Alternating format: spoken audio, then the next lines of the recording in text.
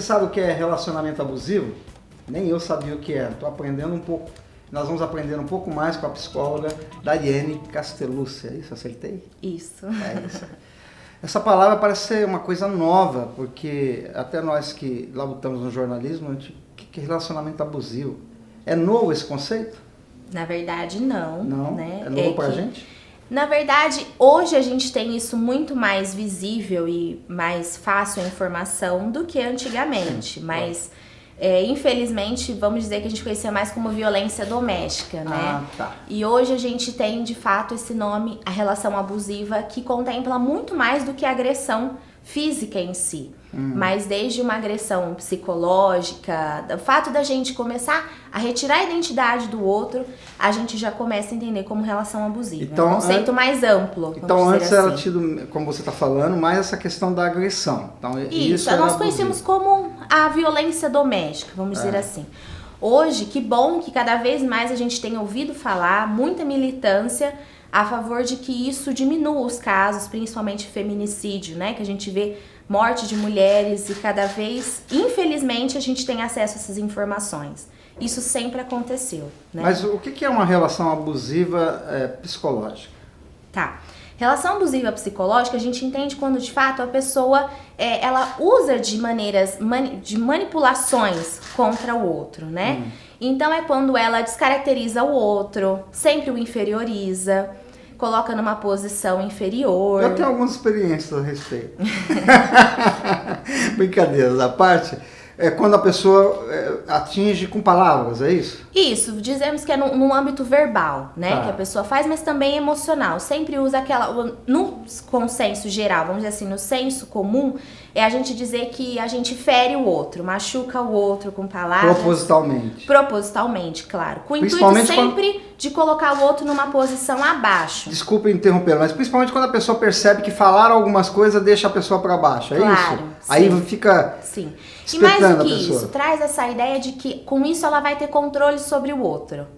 Então, quando eu cerceio a liberdade do outro, vou dar aqui um exemplo clássico que a gente já entra, infelizmente clássico, numa questão também dessa cultura machista que a gente vive, quando o outro impede que a mulher utilize determinada roupa, ou faz um juízo de valor, por exemplo, do uso de um batom vermelho, né? Ou o comprimento de uma roupa.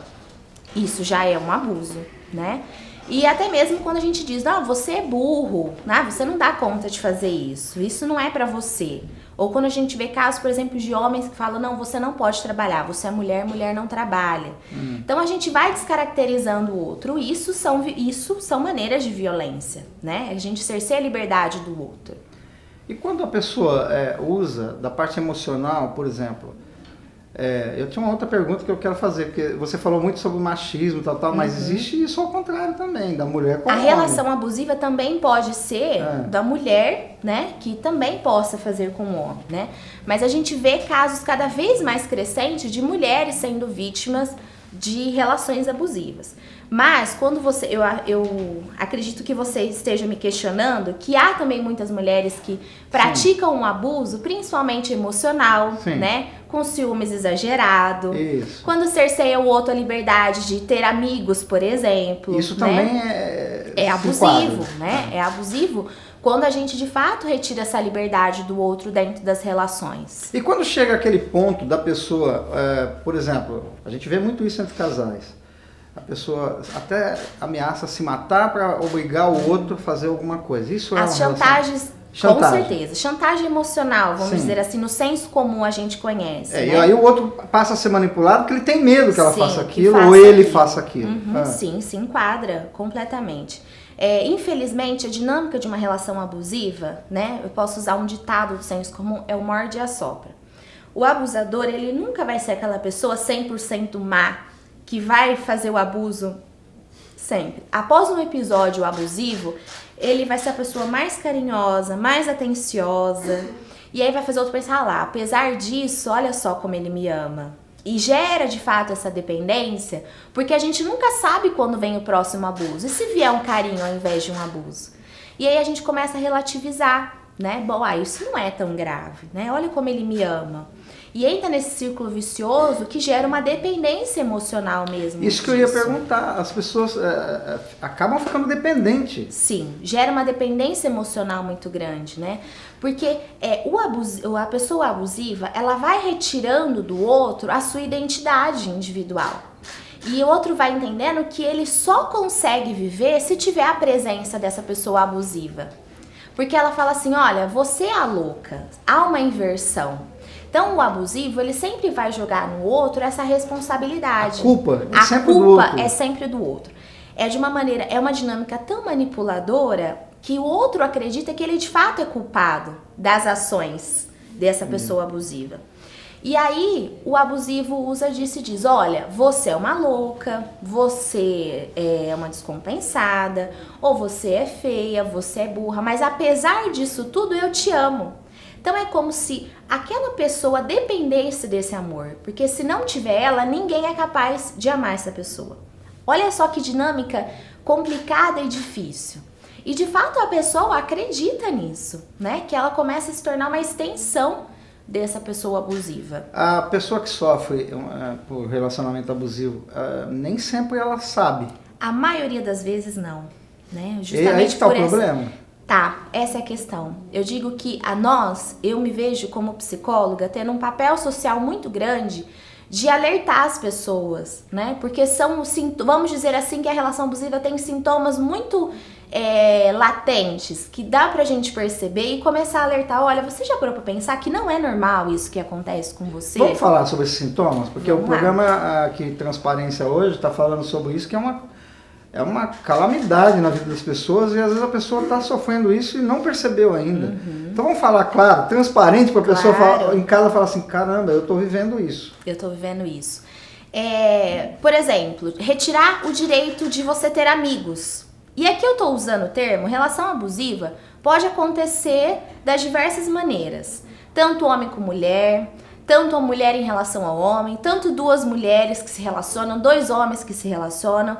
Eu aqui às vezes eu uso determinado gênero, mas eu não quero me restringir a isso, porque a partir do momento que há relações, é passível de acontecer abuso, né? Tá. Então, quando o outro te cerceia a liberdade de ter amigos, por exemplo, não, você não vai ter amizade com o mesmo sexo, ou, desculpa, com o sexo oposto, enfim. Você não pode ter um círculo de amizades, tem que se restringir apenas a mim e as pessoas que eu quero. Caso muitas vezes de homem, olha, você não vai usar determinada roupa, porque determinada roupa parece que você está sendo fácil. Aquela carga machista de que a roupa define o outro. Não, batom vermelho não é coisa de mulher direita, né? Porque a gente ouve sempre, né? Não, você não pode trabalhar. Por exemplo, trabalhar é coisa de homem. Você não pode fazer tal coisa. Sei lá, determinada atividade, porque essa atividade é apenas homem que executa. Não, você não pode ir na academia. Imagina, lá você vai conviver com outras pessoas. Ou você vai ter contato com outros homens, outras mulheres. Você não pode fazer determinada atividade que você gosta. E aí a gente vai aumentando isso. E a pessoa que é abusiva, ela também vai criando situações que são fantasiosas para culpabilizar o outro. Então o fato, por exemplo, de você me ligar, tô aqui falando numa relação abusiva. Você me liga e eu não te atendo. Por inúmeras circunstâncias. Na cabeça do outro está me traindo, né? É quase automático. Quase não. A pessoa ela já fantasia algo e ela viaja, como diz o popular, ela viaja. E ela acredita de fato naquilo. Bom, o outro está me traindo. Acredita a ponto de ir lá ver o que a pessoa está fazendo. Exatamente. Acredita a ponto de estabelecer como verdade isso. A gente pode dizer aqui que a pessoa que está ouvindo isso, que fala, nossa, eu sou assim, ela está precisando de ajuda. Com certeza. A ajuda é para ambos, né? Mas voltando sobre os sintomas, eu tô dizendo assim, coisas que são inúmeros os sintomas. Mas que às vezes a gente relativiza. Não, imagina, ele tá... Isso que é o mais doloroso, quando a gente vê o outro quando nós temos uma fragilidade emocional muito grande, quando o outro mostra uma determinada preocupação, a gente acredita que, nossa, imagina, ele me ama, ele está se preocupando comigo. Enquanto, na verdade, a pessoa está sendo vítima de abuso. Volto a dizer, cercear a liberdade do outro é a maneira de ser abusivo. Então, isso não é cuidado, isso é abuso.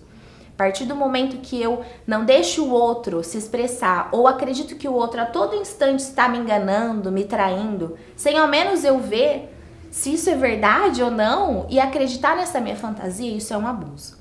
Em muitos dos casos, isso se torna agressão física, ou até mesmo morte, como a gente tem visto em vários casos. Como que uma pessoa... antes de eu fazer essa pergunta, deixa eu fazer uma outra. Assim, a pessoa que sofre o abuso, ela às vezes não tem essa consciência, como a gente já falou, ok. Mas ela sabe que ela está sofrendo e que aquele relacionamento está trazendo, ao invés de prazer e alegria, tristeza, angústia e sofrimento no geral. Mas o que prende ela, essa pessoa? Porque se ela está sofrendo, em alguns momentos ela quer sair daquilo, mas ela não consegue. Por quê? É muito complicado, né, Sérgio? Cada caso é um caso e precisa ser olhado com muito cuidado. Sim. Eu quero fazer um adendo, porque as pessoas, nós, culturalmente, nós somos criados e nos ensinam a julgar. Não tem vergonha, mulher de malandro, gosta de apanhar, a gente ouve. E a gente ou o homem é um fraco, né? Porque não consegue... fraco, não sai dessa relação, fica dependente. Só que a gente também precisa ter mais empatia. O que é isso? A capacidade de se pôr no lugar do outro. Muitas são as variáveis que faz com que essa pessoa não consiga sair dessa relação tóxica. E precisa de cuidado. Ao invés de ser julgada, essa pessoa precisa de uma rede afetiva. De pessoas que de fato não acreditam nela. Então, ao invés de levar sempre essa ideia de que, nossa, você é uma fraca, a gente legitima tudo que o abusador faz com ela, que é retirar a identidade e a força dela psíquica. A gente precisa fortalecer. Certo. Então, a gente precisa, de fato, fazer essa pessoa resgatar a sua autoestima, resgatar a sua confiança. Então, os pais, os irmãos, os amigos têm que Sempre trabalhar nisso. É uma rede ao invés de apoio, acusar, ao invés de acusar. Eu acho que esse é o grande ponto. Ao invés da gente se questionar por que não sai disso, a gente precisa estender a mão. Dizer, olha, eu tô aqui, eu sei que você tá sofrendo isso, mas ó, você já pensou quanto você é capaz de fazer tal coisa? É como se a gente enchesse o copo com coisas boas, ao invés de só esvaziar ele com as coisas ruins que a pessoa abusiva tem feito com ela. Quando a pessoa se sente fortalecida, eu tenho uma rede que está comigo, resgata a sua autoestima, ela tem condições de olhar para aquela situação com estranheza, começar a questionar o que ela de fato vive, perceber que é uma relação, olha, isso não é normal, isso é um abuso que eu sofro. E então, ter forças para sair dessa situação. Mas isso é um processo, é gradual, é necessário paciência. É necessário compreensão. Aquela frase, se eu fosse você, eu faria isso, não funciona. Não, eu acredito que é uma frase, assim, é muito complicado a gente querer se pôr no lugar do outro, porque nós somos pessoas singulares. Cada um sente de uma maneira, cada um vivencia de uma maneira, né? Eu tenho uma história de vida completamente diferente da sua, como todas as pessoas que estão nos assistindo. Cada um traz consigo eu brinco que é uma malinha de valores, né? De coisas que faz com que a pessoa olhe para a vida de determinada maneira. Por isso que a gente precisa ter a capacidade de compreensão e entender que a gente pode auxiliar o outro, assim, ajudando, mas não querendo dizer, olha, você vai fazer isso. Nós somos protagonistas da nossa vida e a decisão é individual. Tá, e quando chega nessa fase mais pesada, emocional, da pessoa chantagear emocionalmente, até com essa questão de querer se matar, ou de querer fazer outras coisas, ou matar alguém, isso já já está no estágio avançado mesmo? Com certeza, é uma relação abusiva. Eu acredito que nós mensurarmos a gravidade é também uma maneira da gente desqualificar o sofrimento do outro, tá, né? É óbvio que é gravíssimo quando já há caso de agressão e a gente precisa denunciar. Quando a gente fortalece essas mulheres, por exemplo, que são vítimas da relação abusiva, a gente as encoraja de denunciar, de levar à tona o que elas têm vivido, né? Mas a gente dizer é mais grave ou não, é sofrimento. E quando é sofrimento, não tem aquilo que é mais pesado, que é mais leve. Então, desde que a pessoa tire o direito de uma usar determinada roupa, isso já é abuso, já causa dano. Então, a gente precisa olhar com o mesmo cuidado para aquela mulher que é vítima de agressão física. Tá, mas a gente fala muito sobre agressão física, eu quero me ater aqui à agressão, à chantagem emocional. Sim. Uhum. Porque é muito fácil identificar a pessoa que está abusando, está ameaçando matar o outro e tal. Claro. Mas o problema é quando a pessoa começa a ameaçar a si mesma, para conseguir o que quer da outra pessoa. Uhum. Como ajudar uma pessoa abusiva dessa? Porque ela também não sabe que ela está sendo abusiva. O que está acontecendo na cabeça dela? Volto a dizer, cada caso é um caso e é muito difícil. Será que ela não tem consciência do que ela está fazendo? Né? Eu questiono muito. Porque quando a gente diz que ela não tem consciência, a gente retira essa autonomia de cada um. É uma força de expressão. Não, eu sim, mas é assim. Ela percebe que ela está doente? Não, provavelmente não. É isso que eu quis dizer. Né? Provavelmente não. E talvez ela não encare isso como uma doença, é a maneira que eu sou. Sim, geralmente a gente ouve falar isso. É a maneira que eu sou, imagina. Eu sou desse jeito. Eu sou desse jeito. Nós costumamos dizer que é a síndrome de Gabriela. Eu nasci assim, eu cresci assim, você para sempre assim, Gabriela. E a gente retira a nossa possibilidade de repensar a vida, né? E na verdade essa pessoa não encara essas atitudes como uma doença. Imagina, eu não tô doente, né? E essa chantagem que põe de fato a própria vida em risco, vamos dizer assim, eu coloco em xeque-mate, eu coloco em jogo a minha vida para garantir a manutenção desse ciclo que eu vivo, é de fato algo muito que precisa de cuidado, que precisa de atenção, porque é uma maneira doentia de funcionar. Muitas das vezes isso não vai acontecer, é de fato uma chantagem, né? Que essa pessoa o coloca, porque tem uma fragilidade emocional, psíquica muito grande, que faz com que ela necessite dessa relação tóxica para conseguir se alimentar, né? Então é de fato sim complicado e essa pessoa precisa de ajuda. Mas aí receber essa ajuda demanda uma disponibilidade interna, que não tem porque ela é a síndrome de Gabriela. Não, eu sou assim, imagina. O que você diria então para as pessoas que estão nos ouvindo? Porque nós podemos ter pessoas que estão sendo abusadas e pessoas que são abusivas. O que você diria para um e para outro agora, para ele se identificar e ter interesse em buscar ajuda? Fala, caramba, eu tô com esse problema, eu preciso de ajuda. Sim. Eu acho que o mais importante é a gente começar a questionar tudo aquilo em volta de nós que sempre foi nos dado como verdade absoluta, né? Como não, sempre aconteceu assim. Imagina, sempre foi assim. Era assim com a minha mãe, era assim com meu pai, era assim com a minha tia.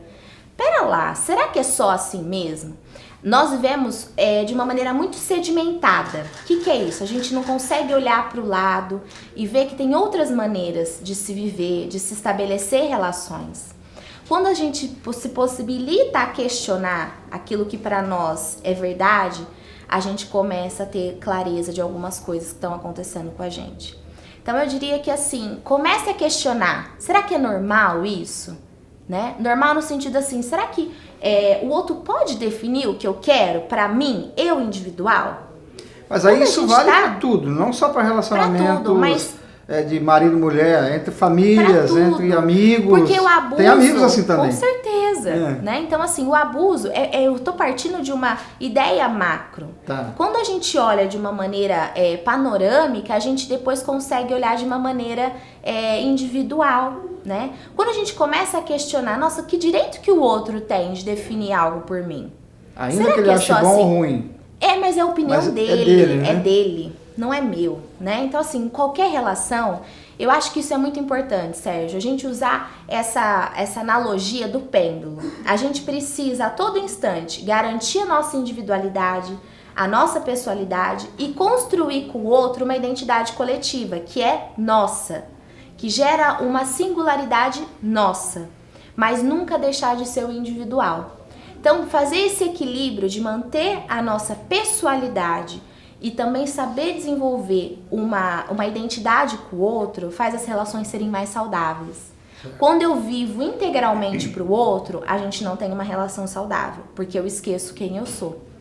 E isso já é sinônimo que eu estou sendo vítima de um abuso. E que o outro, por sua vez, está sendo abusivo. Então, a gente precisa começar a prestar atenção se as relações que a gente tem empreendido na nossa vida têm garantido a nossa individualidade. Que a partir do momento que elas garantem, eu tenho certeza que eu tô também sendo uma pessoa vivendo uma relação saudável. E quando eu não posso ser eu, então quer dizer que alguma coisa está errada. Tá, o profissional indicado para pessoas que se identificaram é o psicólogo. Psicólogo, eu acho que é uma ferramenta, um profissional que está à disposição desde lá do início de ajudar a despertar, de começar a questionar, bom, será que isso é normal? Será que isso de fato acontece? Mas a gente também não pode dispensar essa rede de apoio, né, de familiares. Por isso que é tão importante a gente empoderar as pessoas. O que é essa coisa de dar poder? Dar poder é levar informação ao outro. Se a gente dissemina essas sementes, a gente faz com que as pessoas estejam atentas. Eu posso não viver uma relação abusiva, mas se eu vejo determinada pessoa na minha comunidade, na minha igreja, na minha escola, na instituição que eu frequento, passando por essa situação, eu vou ter condições de, no mínimo, acolhê-la e ajudá-la a buscar ferramentas que ajude a mudar essa dinâmica. Tá, para algumas pessoas, ir ao psicólogo é ir no médico de louco. Sim. Né? Nós ainda temos tem essa muito cultura, preconceito, essa cultura, esse preconceito. Tem nada a ver uma coisa com Não, outra. Nem com o psiquiatra certeza. é para isso. Não, né? não. Então, Eu acho importante a gente começar esse questionamento diferenciando os papéis. Psiquiatra é um médico que tem por formação a medicina e que fez residência em psiquiatria. E muitas das vezes o psiquiatra ele se atende de fato às questões biológicas e ele, em uma das suas prescrições médicas, pode fazer o uso de medicamentos. certo. Por sua vez, o psicólogo é um profissional também da área da saúde, entretanto formado em psicologia, e a gente vai de fato, né, a palavra psicologia vem dessa coisa do estudo da alma, da psique. A gente vai se ater de fato a cuidar das nossas relações, dos nossos comportamentos, como a gente lida com determinada situação. E a gente não pode fazer prescrições médicas, Certo. prescrições, no caso, medicamentosas. Então, fazer essa diferenciação é muito importante. Mas ainda assim, tanto o profissional, o psiquiatra, quanto o psicólogo são vítimas dessa ideia preconceituosa que é médico para louco, Sim. né? Que são profissionais que cuidam de louco, como se a gente atendesse só pessoas que padecem de transtornos psíquicos. E na verdade não, são profissionais que estão aí para ajudar as pessoas a lidar em questões. Quem não tem problemas? Em algum momento alguém sempre vai precisar de ajuda. Claro, né? e mais do que isso, o psicólogo também tá aí para as pessoas que querem ter um autoconhecimento profundo, mergulhar em si, se conhecer, porque às vezes nós somos desconhecidos para nós mesmos, né? Então, é um profissional que vai nos auxiliar, de fato, a lidar com esse eu, que é tão difícil a gente entrar em contato muitas vezes, né? Ariane, eu quero te agradecer, peguei Eu que você de agradeço. surpresa aqui, né? Mas eu acho que isso é uma prestação de serviço que a TV Com Câmara está certeza. fazendo, não é isso? Com certeza, e eu me ponho à disposição e eu acredito que cada vez mais a gente conscientizar as pessoas, a gente está lançando sementes para que as relações sejam modificadas. Tá joia. Muito obrigado, viu? Eu que agradeço. Você continue com a nossa programação, TV Câmara, compromisso com o futuro.